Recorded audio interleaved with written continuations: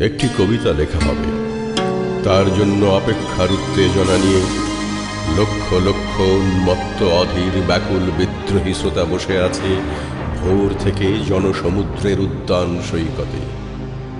কখন আসবে কবি?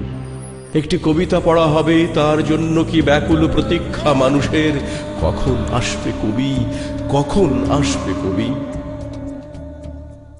শত বছরের শত সংগ্রাম শেষে রবীন্দ্রনাথের মতো দৃপ্ত পায়ে হেঁটে অতঃপর কবি এসে জনতার মঞ্চে দাঁড়ালেন।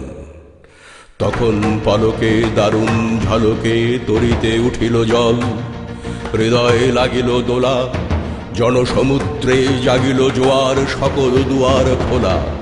কে রোধে তাহার বজ্রকণ্ঠ বাণী, গণসূর্যের মঞ্চ কাঁপিয়ে কবি শোনালেন তার অমর কবিতা খানি।